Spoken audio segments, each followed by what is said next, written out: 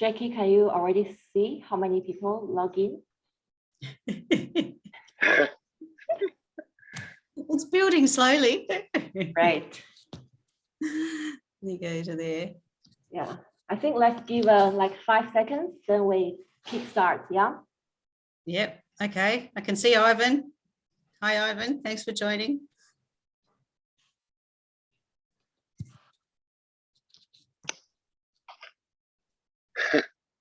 Hi, Ivan. All right.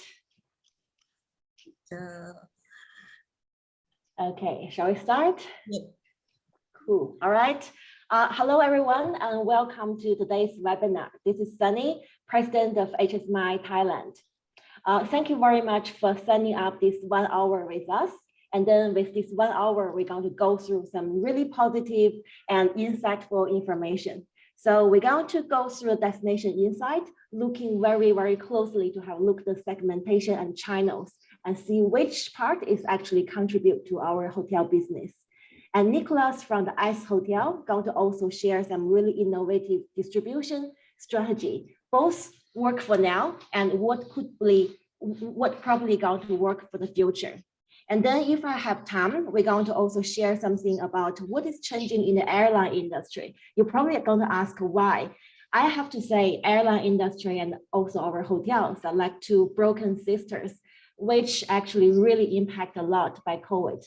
Maybe to see what they have been doing is going to have some inspiration to our industry. All right, with that note, I will welcome our President of HSMAI Asia Pacific, Jackie. Hello, thanks, Sunny. Hello, everyone. I'm Jackie Douglas. As Sunny said, I'm President of HSMAI Asia Pacific. I'm just going to start with taking you through a little bit about HSMAI and what's coming up in the next few months. And then I'll hand over to Nicolas and you can get into the data. Oh, that's it. I've already said the agenda, so I'll go straight in. So HSMAI is a Hospitality Sales and Marketing Association International. It's nearly 100 years old. In 2027, we'll be 100 years old. There's about 8,000 members globally in, I think, 34 chapters or something. The main regions are there on your screen: Americas, Europe, Asia Pac, and the newest one is Middle East. We have a chapter down in Brazil as well.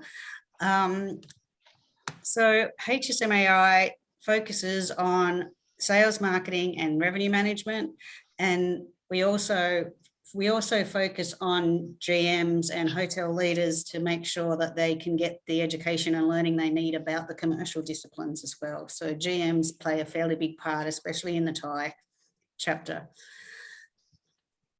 We run events in 8 different markets now. The newest chapter from this year is India, and that's going well. So now there's a fair few events going on around the region. This is my second one today because we did one in Australia at lunchtime 3 hours ago, and now we're here in Thailand. So that's the beauty of Zoom, I guess. Every association has an annual conference, and ours is up soon. It's on the 9th and 10th of June in Singapore. It's at the fabulous Marina Bay Sands. So if you can, please come over. It's a 2-day event, Thursday and Friday, 9th and 10th of June. The first day is the conference, an all-day conference. The second day, there's some masterclasses, some really good ones there. And then there's also a tech innovation show in the afternoon, and we do some senior leader roundtables during the lunchtime. So we'd really love you to come over, get your travel shoes on again, and get out of town. It'll be my first overseas trip, so from Australia to Singapore. So I'm actually excited.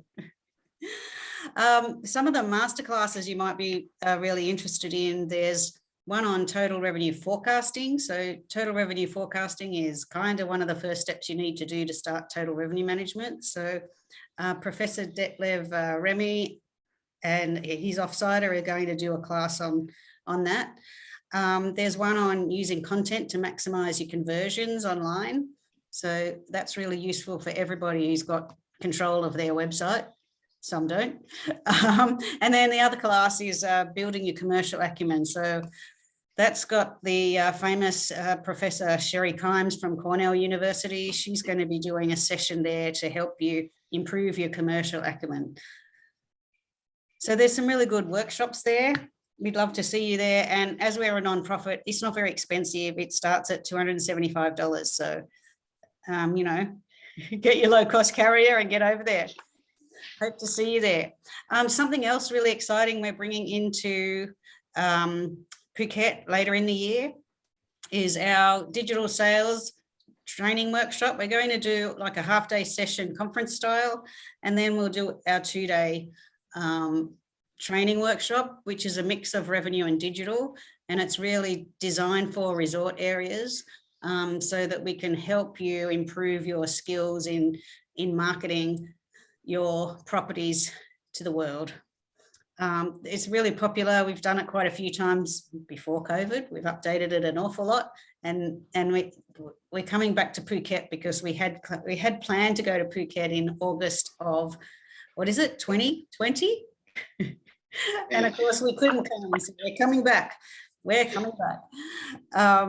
So there's that one, and then there's some other dates. I think in August we'll be doing something with Skull, which we'll send you some more information on, and then there's the draft dates for the Phuket sessions, but I just found out that one of those dates is the King's birthday.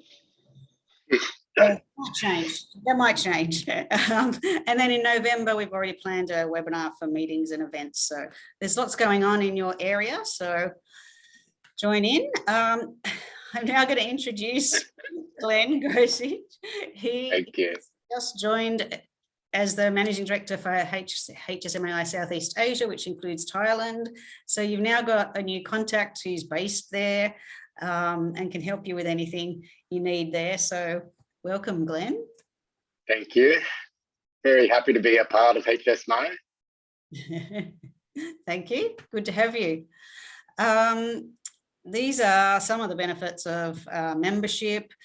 You can do your certifications in revenue management and digital marketing, and there's also one for GMs, which is the business acumen. So it's kind of where you simulate running a hotel for a few months in a group. So that's a really good one. Obviously, industry events I've told you about. There's marketing intelligence. You get a lot of insights from the senior leaders, and we distribute a lot of information and best practice from all the senior hotel leaders. So please join us. Again, you can contact Glenn. You can go to hsmaiasia.org and click on membership. I'll send you these slides so you can download them from the website. So there's some links there if you want to just follow us on different, whatever the channel, whatever your favorite channel is, you know, Instagram or Pinterest or LinkedIn. Okay, so that's my little, I'm allowed to do a sales pitch, right? Because it's a non-profit organization. So that's my sales pitch. And I'm now going to hand it over to share some intelligence with you from Nicolas. Thanks, Nicolas. Thank you, Jackie. Let me share my screen. So first, welcome everybody.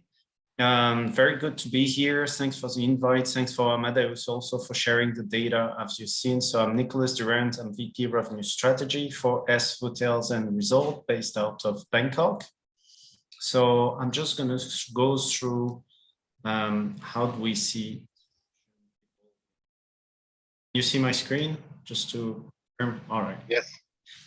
So first, I'm going to go through some different things, kind of looked at, you know, recently Expedia, got some booking holdings, got some results, also the key chains, what have we had so far from Thailand, and then we'll have some insight, what we have in terms of market segmentation channels, how everything's evolving. I'll share some insight also in terms of Thai resident rates. You know, what's next? Obviously, we'll move to domestic, and what should we do next? So first of all, so I thought it was interesting to share kind of a bit of a global insight first. So Expedia and Booking.com Holdings, they just kind of have their quarterly results for 2002. Obviously, this is global, that's not specific to Asia or Thailand. You can definitely see the ramp up. So as you can see, Expedia now, what's very interesting actually is to see that we're very close to 2019 revenues, which is extremely positive. And we can see that the ADR actually is actually very up.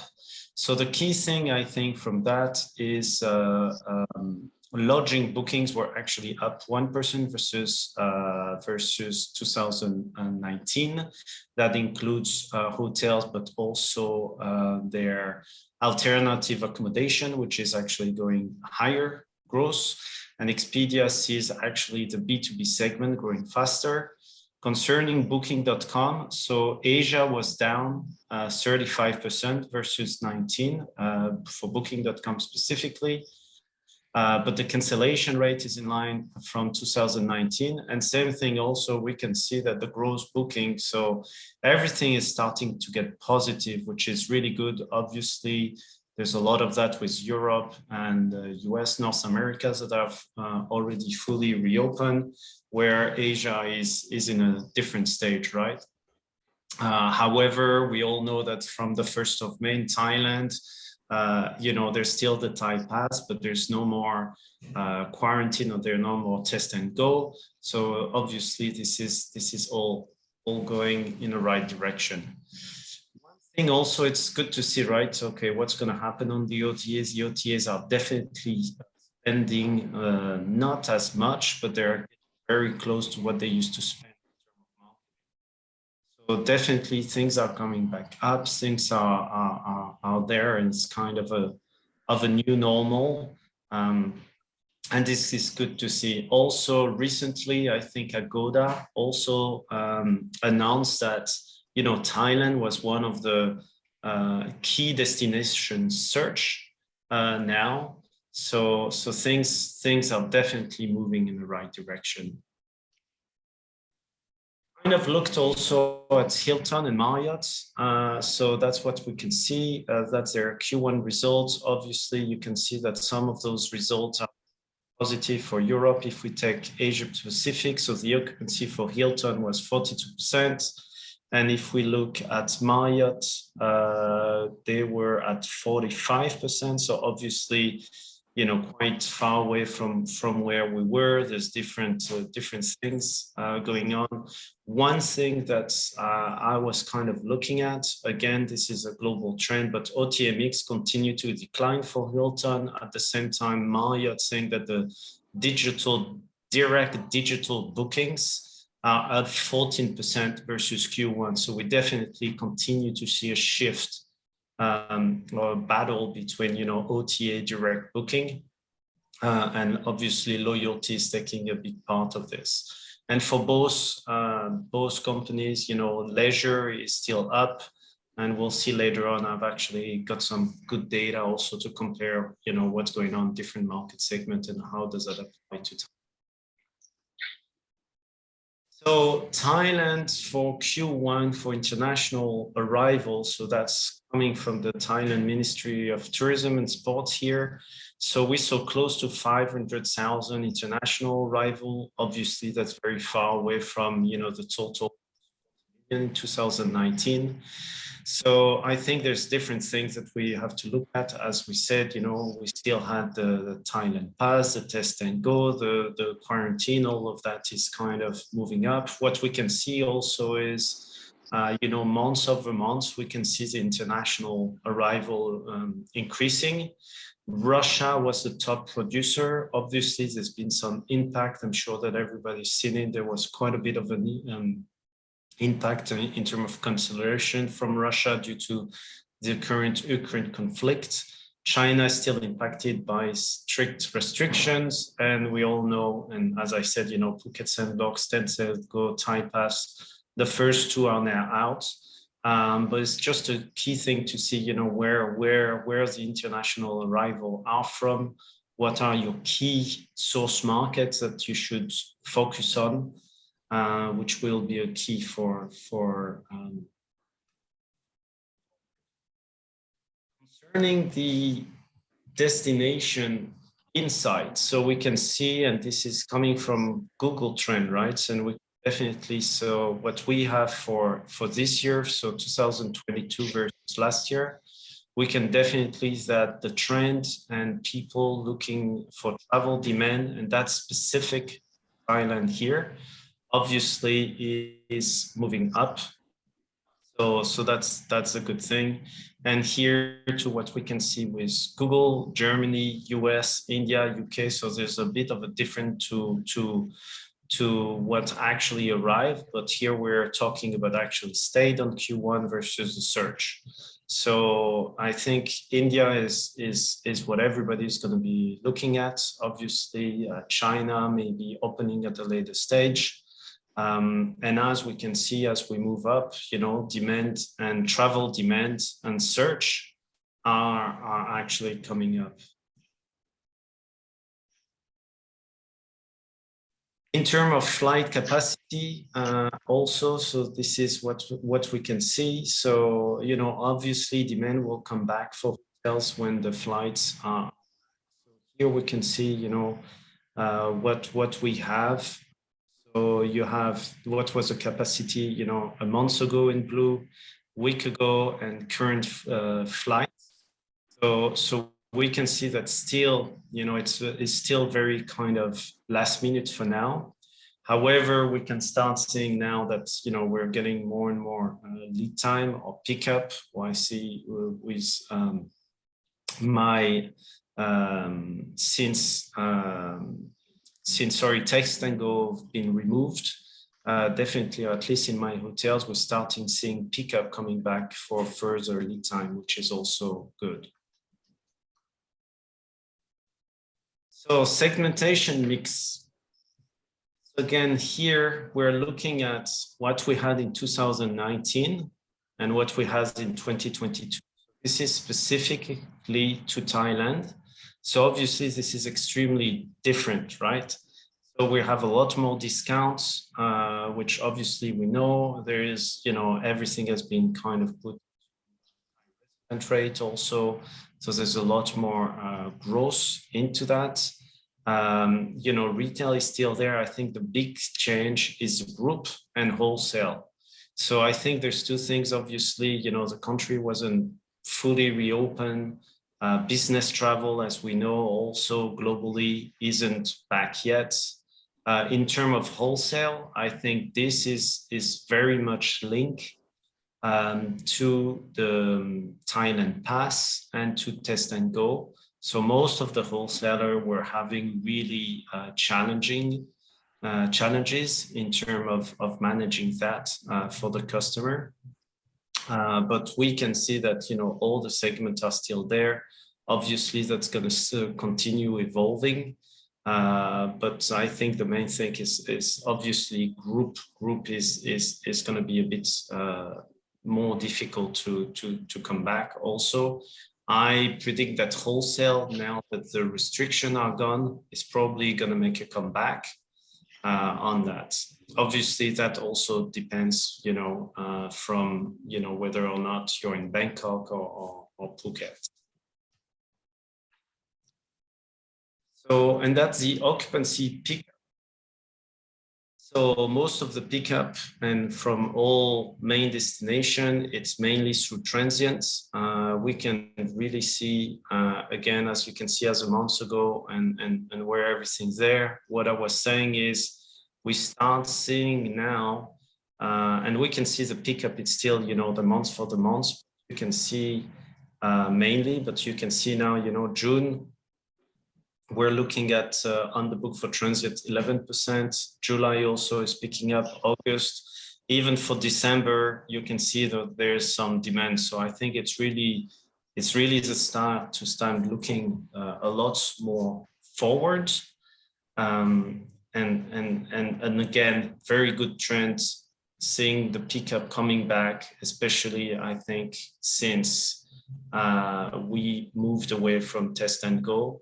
Hopefully there's some discussions that Thai Pass would potentially be taken away in the next coming weeks. That still needs to be confirmed by the government, but hopefully that is a positive trend. As we know, there's other destinations which are kind of fully open, right? But if we look at what was the last 2 years and what was the restrictions. I think now it's fairly easy to come back to Thailand. You just need your insurance, you need to be vaccinated, fully vaccinated. But definitely for the past 11 days since we moved away from test and go, this is way easier. And this is in terms of groups. So as we can see, the groups are but we still see group again picking up kind of last minute. It's still a slow base, but there are some demand out there, lower than what it used to be. Again, still positive. There's some pickup coming up. Also, again, we're looking at May till December.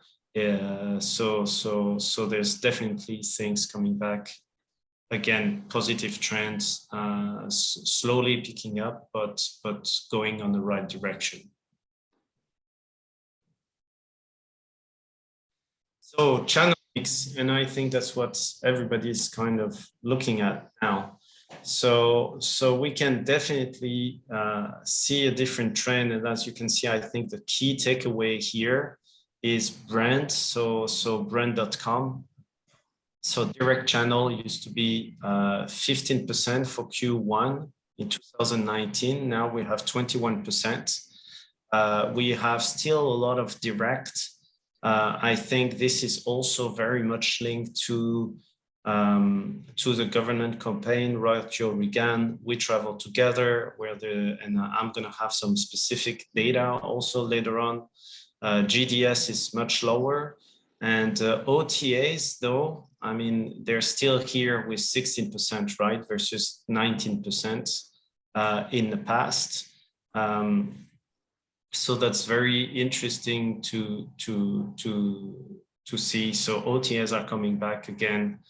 Wholesalers also are coming back, but we definitely see a shift between direct.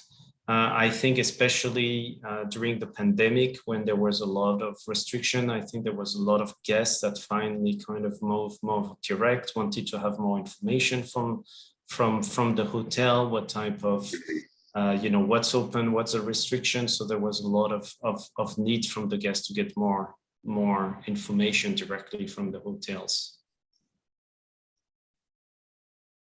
So looking at this is specific to Bangkok. So now we're kind of looking at it as Bangkok versus Phuket to kind of have a better understanding versus city versus resort. Again, we can see that demand. So 2019 is the line on top. 20 is a yellow one, and then we can see 21. Definitely see things picking up, especially if we're looking at the end of the year. There was some higher demand. Here, channel mix for Bangkok for 2021. So brand.com was much higher, 18%, with the OTA at 10%, and the rest was direct to hotel. And if we look at Q1, that's interesting to look at that. So brand.com is actually 32. I believe that this is really much linked to the latest We Travel Together campaign and OTA. So we can see, from 10%, OTA now are gaining back to about 14%. GDS is coming back, and brand.com here has been very, very big. So I think now it's going to be really about how we can try to retain this brand.com. And quite positive here. So if we're looking at Phuket, so it's slightly different, but here the OTAs for 2021 were representing 20% and brand.com 24%. We can definitely see that, compared to Bangkok, has obviously get reopened with the Sandbox program in July. We definitely see an uplift. And then now we're kind of at the end of the year, and actually now we're close to about 40s and close to 50%. And if we're moving that, so now we had 24 last year for brand.com, but obviously as now international come back and we have less restrictions, OTAs now, it was 20% OTA, 24% direct. So now looking at Q1 2022, kind of change, right? So OTAs are going back. You can see that the OTAs are definitely spending again, but brand.com, it's still on a higher trend that it used to be.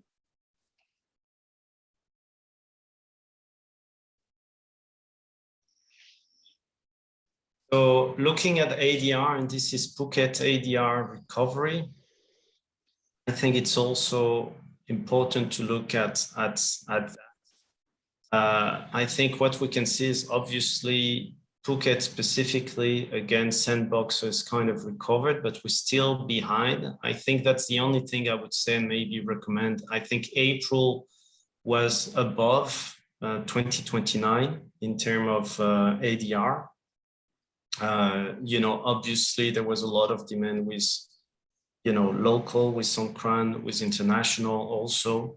So it's really good to see that the hotel have been pushing for that. I believe that's probably is going to be a slightly lower for the low season, but it's definitely for any destination, and that's what we've seen right from what Expedia is showing, from what some of the some destination where things are reopened, and suddenly we've had people that haven't traveled for 2 years, so there's going to be probably higher demand for some segments, specifically transients, and I think it's especially with the utility costs kind of on the rise, some of the costs on the rise. I think it's going to be really important to kind of look at this ADR as demand come back in order to really gain. And some destination, I think Maldives, Fiji, when it reopened, suddenly Australians have been able to go back, has been very positive. Obviously, we need the demand first, but I think once the demands come back, once there's less restrictions, there's usually higher demand and a higher opportunity to optimize your hotel revenue.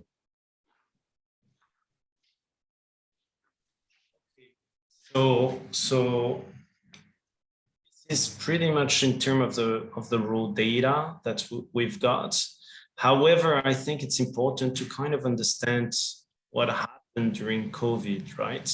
So I think now Expedia, so Q1 result, that's what I said, one of their biggest segment now is B2B, and it's growing at a faster pace than B2C. So look it out, it was already there. And then Booking.com Holdings also, they announced in December 21 acquisition of Get a Room, and they're clearly now there's no, Expedia is B2C, is B2C, but it's B2B also. Booking.com is looking at it. There's no very strict line on what the OTAs are, what the hotels are.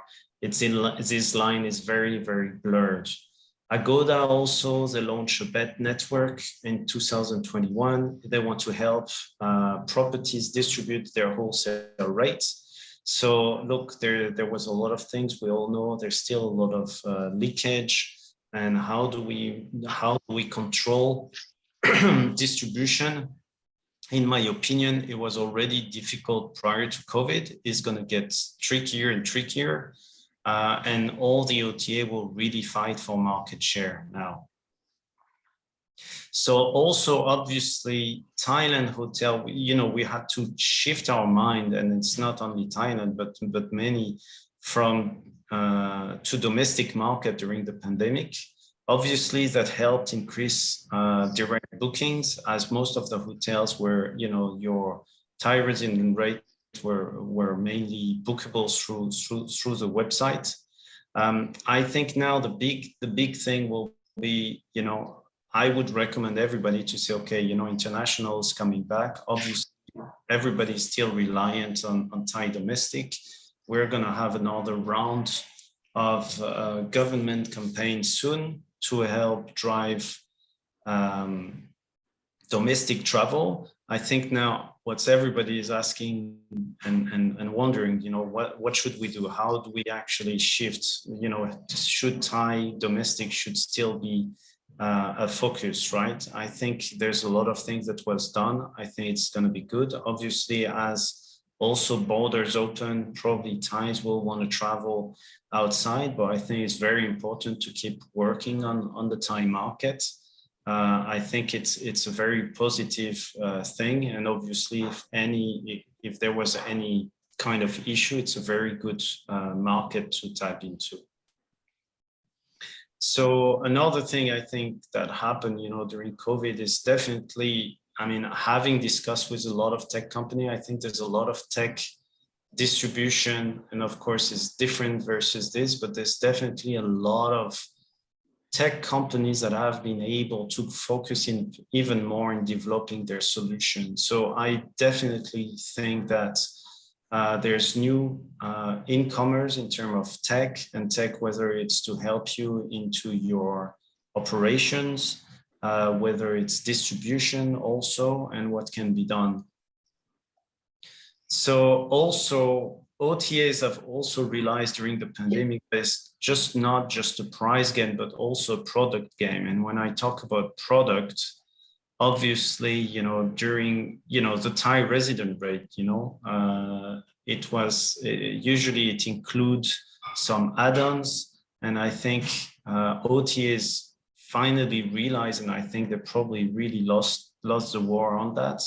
I think they're really looking at this now in terms of making sure not only they have rate parity in terms of price, but also what's the inclusions, what's the cancellation policies, and all of that. So look, as much as, you know, rate parity is still a challenge and still continue to be, you know, that's one of those things that you need to look at and say, okay, what type of product you have, what type of product you give to OTAs, what type of product you want to keep for your own website.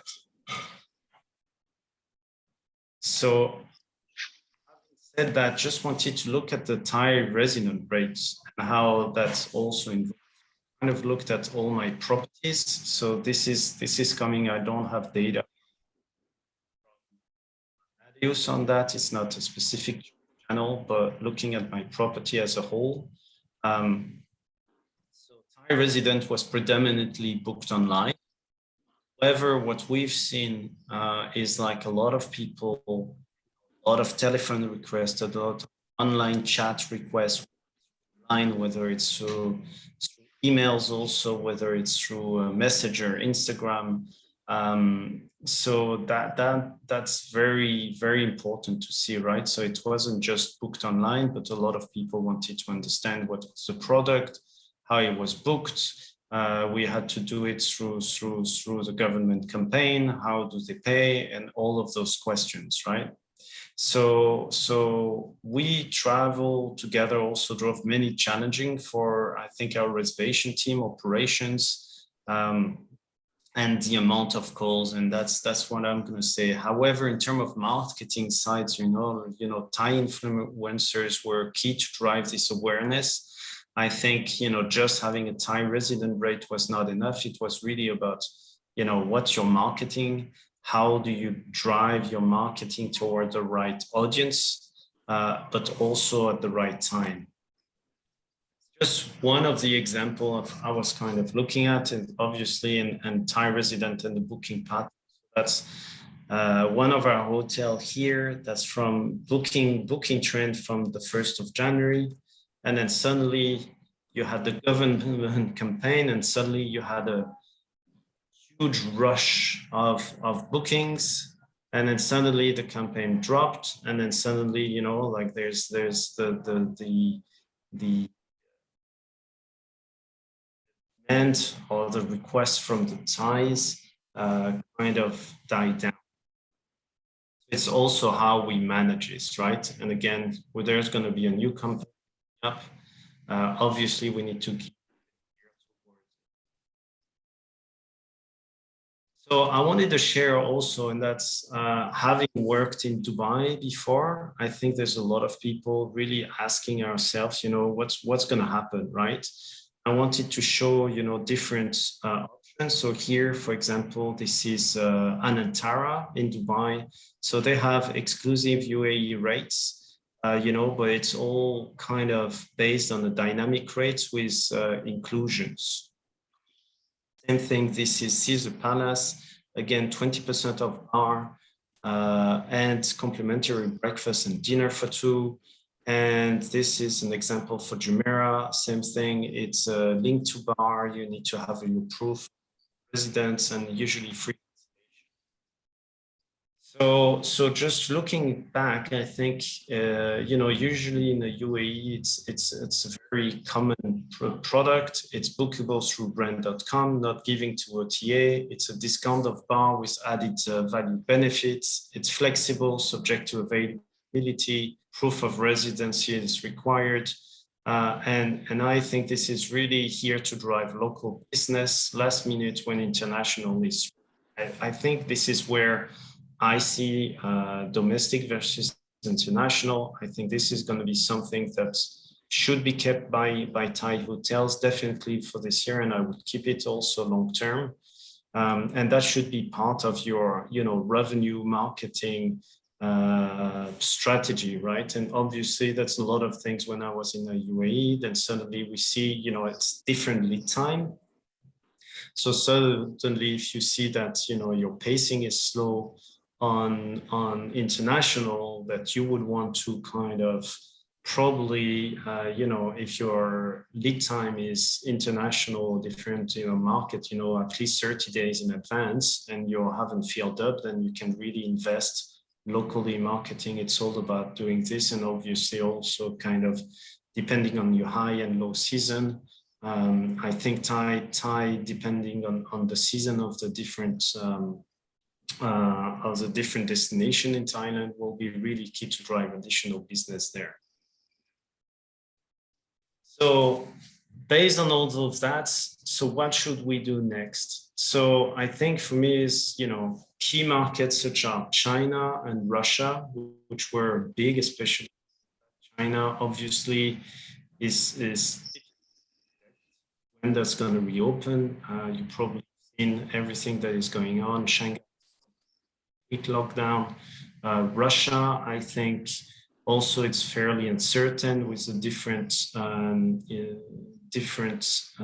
things that is going on with the ruble that is going down. However, what we can see is that Russian business we've seen cancellation when when the Ukraine conflict started. Now they're booking again, but it's kind of going slower pace. So I think it's important. First, you need to look at which source market you need to focus on. Where do you need to spend your money, and relook at, who do you work with in terms of your key clients, your key wholesalers, your key OTAs.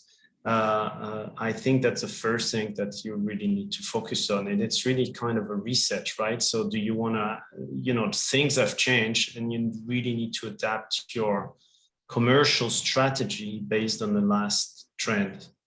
Also, with recent increase in utility costs, I believe that, and I know it's probably a difficult thing to say right now, with especially, kind of lower season going on for Phuket, for example, but it needs to be an ADR game and you need to look at any opportunity that you have to optimize, right? So if your costs are increasing and you're not, and we have an ADR which is lower than 2019, obviously that's going to be a huge issue in terms of your profitability and GOP.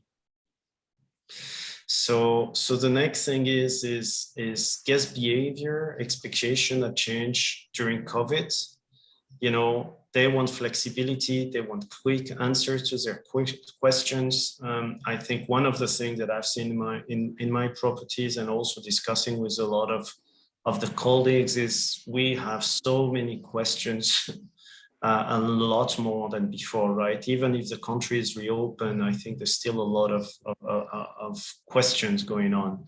I think, you know, how do you manage that? How do you answer to your guests? A lot of it now is through chat. So I think one of a channel that will go is really also, you know, answering all of those questions.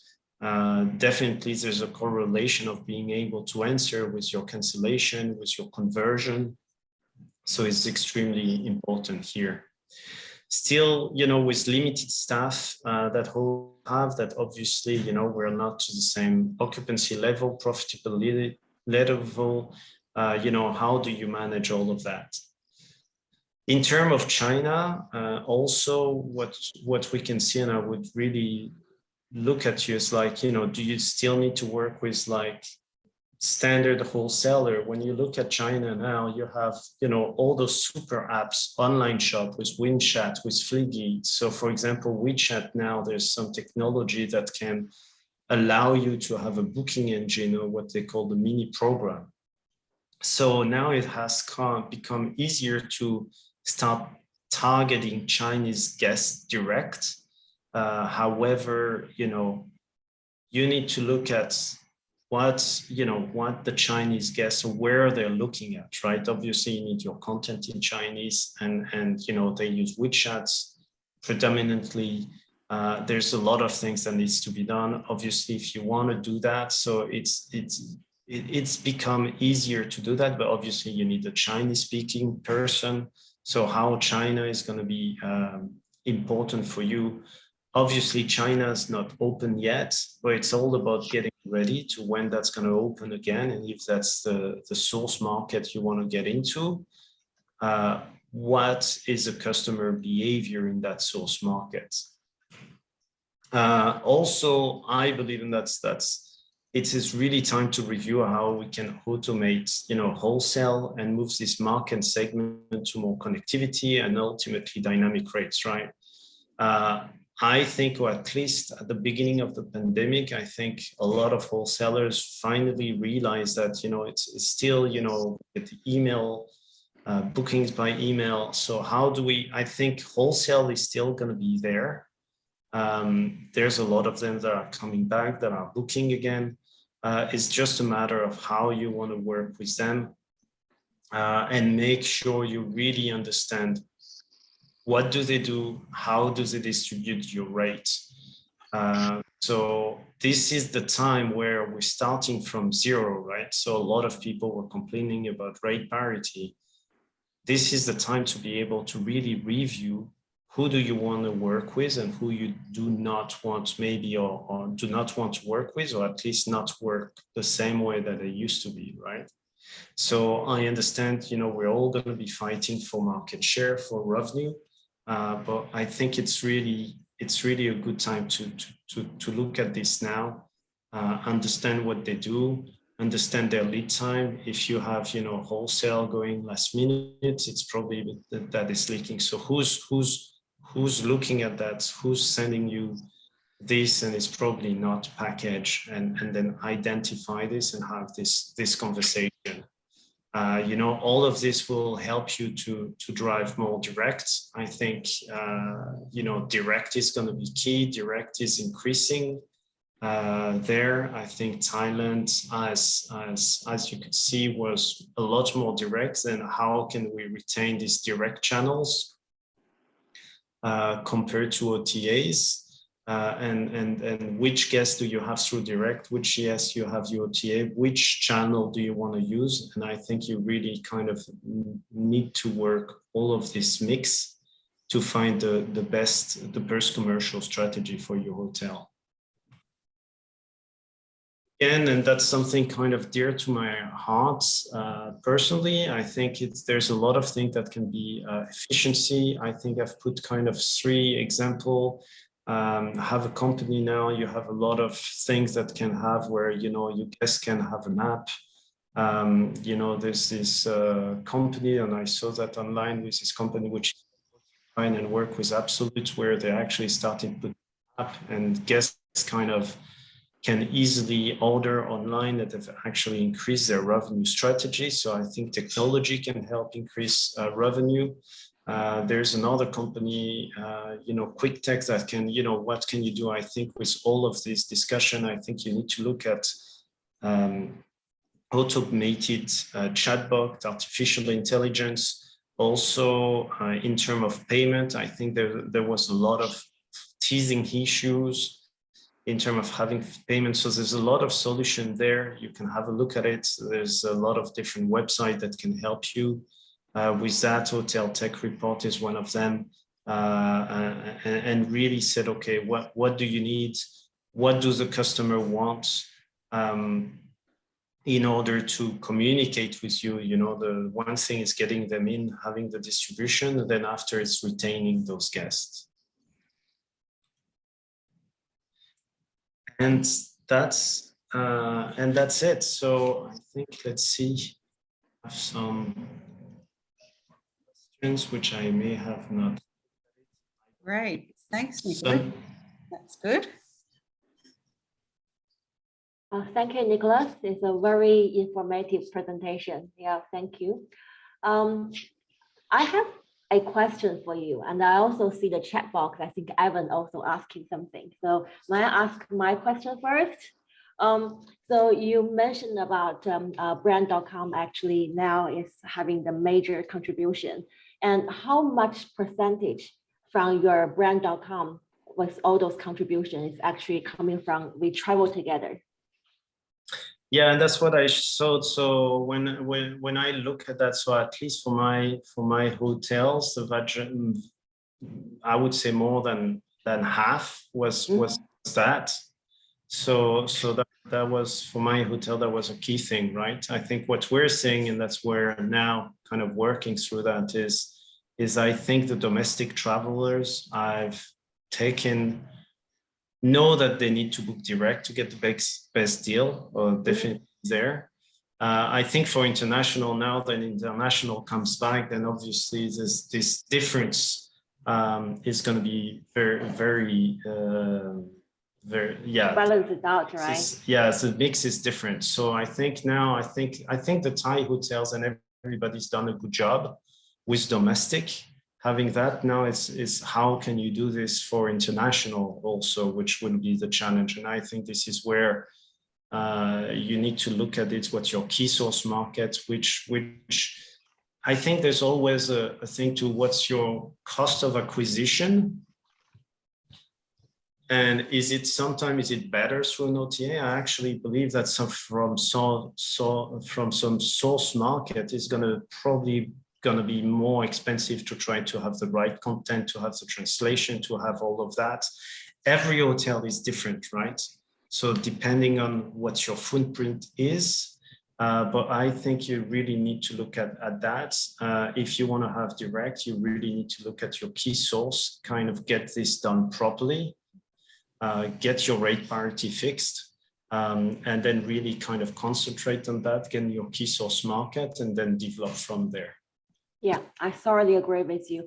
A lot of times with those different channels and segmentations, we not only need to look at the top line, we also need to have a look at the bottom line, and GOP and etc. So with the We Travel Together going to be ending by the end of May, right? I'm not sure whether now is too early to say or not, but have you seen a decline on picking up phases?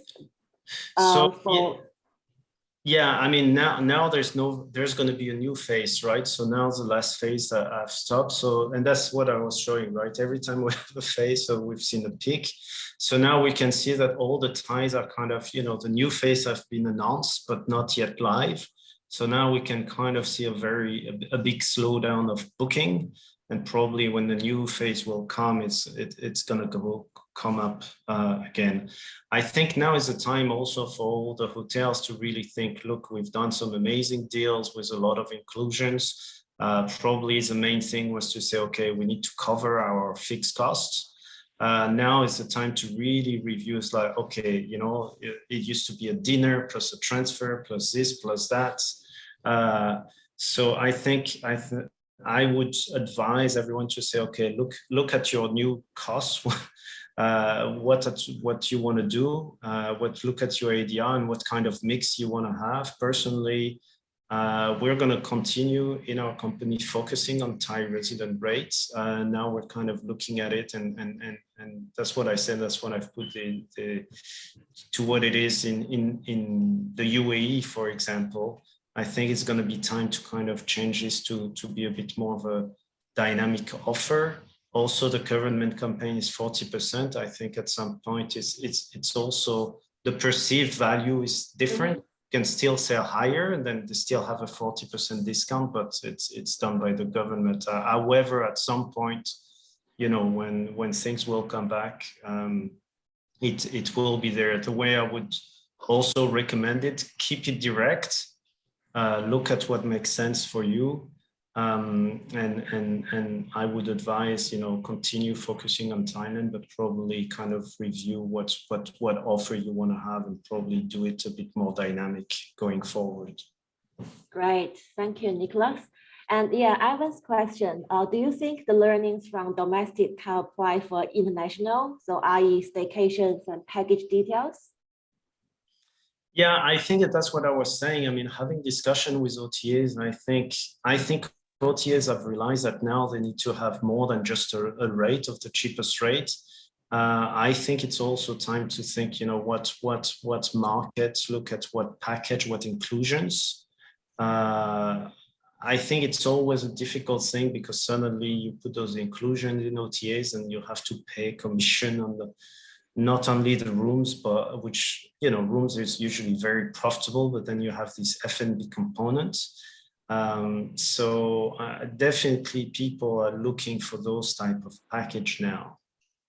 So I think it's good from a marketing standpoint. I think package is important. It doesn't, in my point of view, sometimes also it's kind of a PR marketing. It doesn't always have to be something that's going to sell, but it's also something that's going to say, what is your product? You know, what you're selling? How do you differentiate yourself? Great, fantastic. All right, audience, is there any other questions you want to throw it to Nicolas or myself? I do. Haven't seen any more. Go ahead. Haven't seen any more on the chat, so I'll butt in. I think it'd be nice to know with Tourism Thailand is what do they provide any support? I gather there's this We Travel Together campaign, but is there other things that they do that can help hotels market their properties or the activities around them, or anything that maybe you can share in case some people haven't seen it? Sure, yeah, let me take on this one. Nicolas, you can jump in later on too. I have to say TAT is probably one of the best tourism association in the world that have been really supportive. I'm sure they have like both a long-term and short-term plan. For example, you know, they're very actively looking into a new feeder market to replace China. So they're doing different farm trips and doing different advertisings in the market like India and GCC. And then we also see now actually that I think the TAT now is in GCC doing road shows and etc. So they're doing a lot to actually help us. And then they also keep the long-term plan in mind too. So if you actually look into China, even though Chinese cannot really travel yet, but you see so many content marketing videos and movies actually really promoting in Chinese audience. It's obviously all the Chinese sitting in front of their screen, staying at home, mouth watering, oh my God, I want to go to Thailand. As soon as the border is open, we want to go to Thailand. A lot can't even leave their lounge room. I know, yeah. So yeah, TAT has been done a really, really good job. And then all the hotels are also working very closely with TATs. Great. Oh, that's good. Yeah, I'm gonna add, I mean, this is what I can see on the pickup. I think where I'm from, I think I'm seeing actually Saudis, Middle East market. I mean, usually the Middle East market is quite good also for, after Ramadan, and now they're going to have some long weekends and things like that, and they come at the time where usually the occupancy is lower, so it's actually a good one. And I think India also, yeah, I've seen India, so I think those two markets for the next coming months will be key. Look, probably not as huge volume as China used to be, but I think you can pick and choose different market, and I think it's very important, and I would agree. Yes, the Thai tourism is definitely looking at expanding, and I think for every hotel, it's important to not be too dependent on one key source market.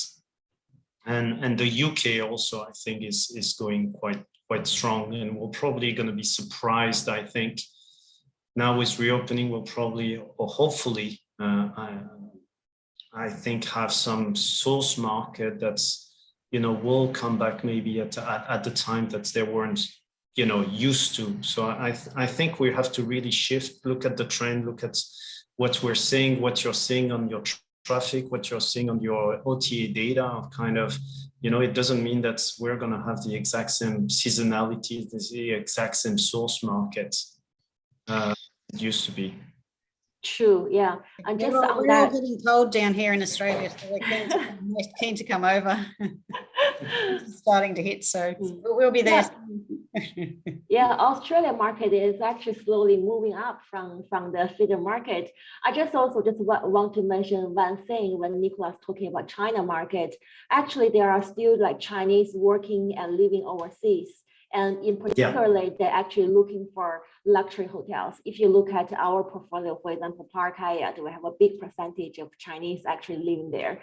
And then before with Rosewood, actually 95% of our long stays are from China and Hong Kong. So even though the mainland China cannot travel yet, but we can still target those Chinese working and living overseas, especially we have a big amount of Chinese audience actually living in Thailand. Yeah, that's true. And Sunny, maybe you can address this one. I thought of as segments. As kind of the segments have changed for probably most hotels, what can hotels do to make sure they're appealing to what might be new segments for them? Well, it's a big question. Yeah. I'm sure, they have like different segmentations in like city hotels and resort and new hotels, etc. But I do think the first thing, before we're really looking at like how and we need to look at what. So we need to identify those segmentation and like really who are they, who are booking. I think we have those data very easily. We just have a look who is staying with us, and we really utilize and analyze. And then we need to know their basically behaviors, their buying behaviors, why they're actually choosing your hotel and what they actually enjoy. And with that, then we can better plan our package, our offer, and then we can better reach out to them. I think that is something we should definitely look into. And then another thing with this segmentation shift, so obviously we have less B2B and then shift it to B2C with transient, with FIT. And then I do also encourage everybody to really look around to see what are the new opportunities in the market. For example, during COVID, we see more and more partnerships actually coming up. And then, as Nicolas mentioned earlier, there are more and more digital platforms. Actually, they actually, embedded like subscriptions, apps, and travel together. Those are, I think, is a new innovative way to really help hotel to sell their rooms. I think just really thinking out of the box, look around and see the new opportunities. And then the other thing I just also want to just enhance again is with our loyal guests. This loyal guest does not mean the loyalty program. It's really who's still actually coming to your hotel, and those people, how to go deeper with them, building more relationship with them, making them to spending more with the hotel and making sure they all coming back. So not only looking for new people coming in, but also making sure those repeat guests become super loyal with us. Good point. Yeah. Good point. So maybe I think I would agree is just agility is going to be the key going forward, and adaptability. Yeah. And I think, you know, it'll be hard not to have learnt to be better at that over the last couple of years, wouldn't it? So hopefully everyone's learnt to do that. I know when we speak to the marketing people at hotels, I think one of the things that they value about COVID, if you can put some positive things on it, is that they've all worked out how to get campaigns out faster. You know, because it's a last minute thing. Oh, border closed, border open, this happened, that happened. Yeah. You've got to quickly come up with a campaign for that or a campaign for that. So everyone's got much more efficient at getting campaigns out fast. So if you're still doing it the slow way, maybe have a look at that too. Exactly. Yeah. And also multi-skill. I think in COVID time, many people actually really accelerate with their learnings for digital, for new technologies, etc. Yeah. So there are some positive out of this.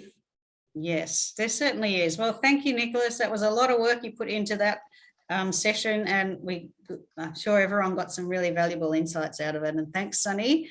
And everybody, don't forget to come over to Singapore, to Marina Bay Sands with us in Singapore next month.